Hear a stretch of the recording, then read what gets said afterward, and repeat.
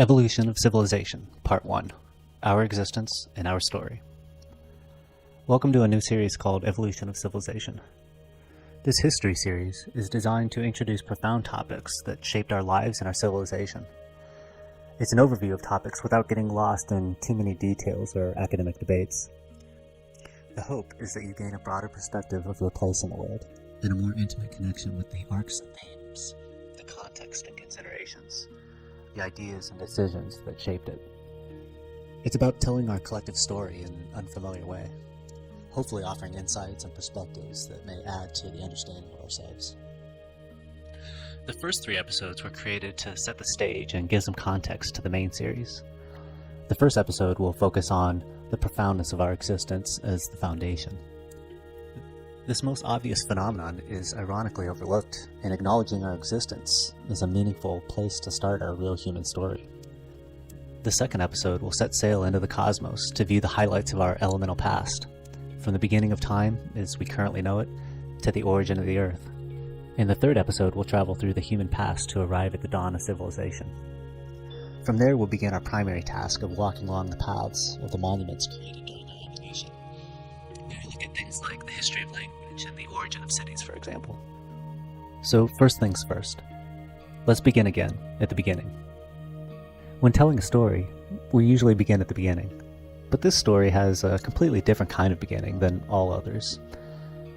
In the story of us, we must think about our existence first, which means that we start with our very being here and now. We don't begin the story with thoughts. We begin with our being, with our senses. The fact that we're listening to this. The fact that there is anything to listen to. And our existence is not mundane, despite how it often appears. The mundane is meaningless in the face of existence. It's the deepest of all things. And that requires a different beginning than a bedtime story. Here we are, in existence. Right now is a miracle. It's strange that we never talk about existence. Just the plain fact that we exist, nothing more. The most fundamental thing of all is almost never talked about. Similar to death. Perhaps these things are too real for most of us. Perhaps they are too deep and important to be left a casual conversation. Doesn't it strike you as odd that we're here? That there is this voice? You listening? We're on this gigantic rock that's spinning around a giant fireball. One of billions, making up our galaxy alone, and countless other galaxies. That there is life. Out of the infinity of space and time, here we are, now. And that this voice, and yours, and all the others, are the expression of that universe, unfolding continually. What a miracle existence is. The subject rarely comes up, and if it does, it's funneled into questions like, why are we here, or what does it mean? What is our purpose? And other existential questions which are great, but are really a side note to the simple fact of existence. Existence. That which is occurring right now, and keeps occurring. Out of nowhere, here we are. Quite miraculous when you think about it. But if existence is so profound, why does it seem so ordinary? I think existence is a miracle, but existing, on the other hand, is rarely that for most people. Certainly the fact that life survives by consuming itself is not the best way to exist. But it's a miracle for us to experience existence. And especially now that we understand the world so well, our knowledge of it is unprecedented in all of history, and probably in all of space and time. So it's always great to retell our story. Everything that exists, including you and me, right now, is an expression of the universe itself. We are a way for the universe to know itself. We are the universe, and we have woken up to ourselves. As the universe, we see ourselves when we look out. That's quite a profound and humbling notion. To be connected to everything, to be everything, across space and time, all at once. We keep popping into existence in different forms. Always ourself, the one universe, just varieties of it. One of these forms has developed over countless generations to learn and understand what has happened, and occasionally we look back at ourselves in awe. All other animals, oblivious to such knowledge, engaged in a hostile world without such understanding, What's more is that they exist in a world where life survives by killing, and there's no way out. The greatest of all horrors is occurring for most beings. Since this fundamental acknowledgement of ourselves is so rare, it seems we've gotten ahead of ourselves in our daily lives. As if the train showed up and we were born, and we got on without question. And now we're going full speed ahead in a direction that we can barely understand or control. For good reason, of course. That being daily living is demanding. The process of becoming civilized in a world spinning out of control since the beginning of time is not easily reconciled. Our civilization has been in damage control since the beginning. Our first task, then, is to be aware of our existence in an authentic way. First, simply to notice it, and then to keep noticing it, to develop an awe for it, to remember it, and to share it. Once we've collectively recognized the profoundness of our existence, then we'll be in a better position for learning how to live in the world. We can appreciate our existence by spending time in reflection, mindful of our situation. Beyond that, we can tell stories about it, about ourselves, where we came from, where we're going, a practice going back to our origins. What's new in the modern world is the bountiful knowledge that informs our stories. And that's what this series is all about. So now on to our story. The types of stories that will be covered here are very familiar to us, yet at the same time largely unknown in any concrete form. For example, more than half of the people on Earth now live in cities, including most of you.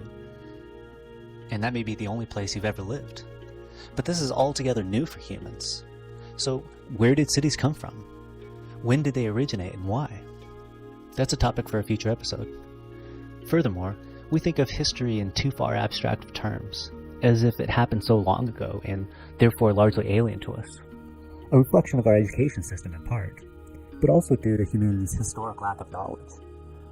Only in the past few hundred years have we compiled all this data, and only now are we beginning to sift through and put it all together. With this new information, we can see how recent history really is, that all these things just happened. By picking the right moments, ideas, and connections, largely unknowable until the modern age, we can revitalize our real and interesting heritage. At times in the past we could do this, but only a select number of people and about very select topics, without ways to share it, and in a palatable way for a general audience. In our modern world, what is significant is being able to see all of this at once, and taking the right things to focus on. We grab certain aspects from the timeline that shows patterns that couldn't be seen otherwise. Our new knowledge allows us to create new threads that connect us to so many ideas. By looking at the history of language, for example, we can see new cultures emerge, and we can see where they spread and what they brought with them. We'll shrink the historic timeline to make long-ago events seem modern and relevant. Even going back 10,000 years, people are much the same as they are now, with similar feelings, desires, wishes, needs, urges. The main differences are what we have around us and what we do with these things. In many ways, that's not much of a difference. What we wear changes, but not whether we have clothes. Where we live changes, but not the existence of communities. All the things that we don't notice because they're so obvious and plentiful just started recently.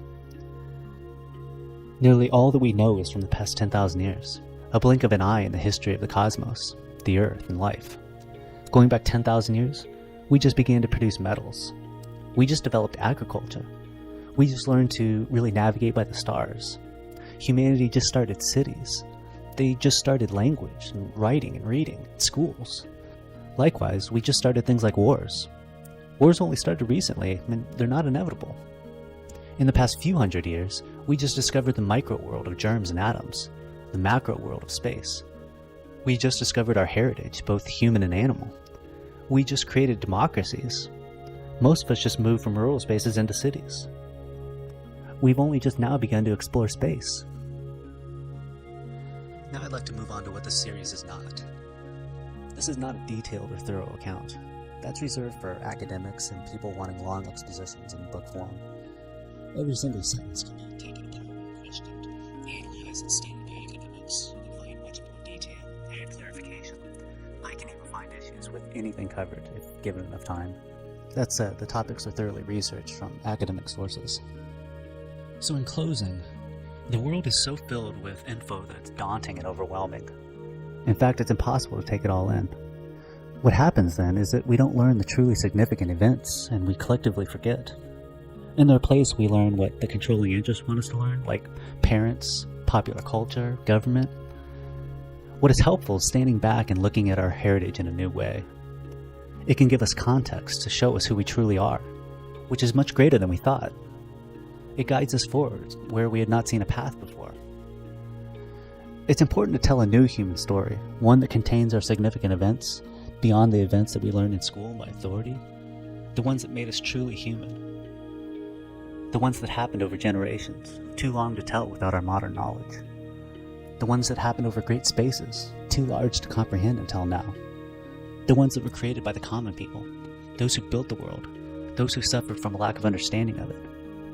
It's relatively recent that we compiled the story to tell. We lack the macro view. And now we're in the early stages of retelling that story. To borrow a line, my hope is that after our exploration, we arrived where we started, and we know the place for the first time.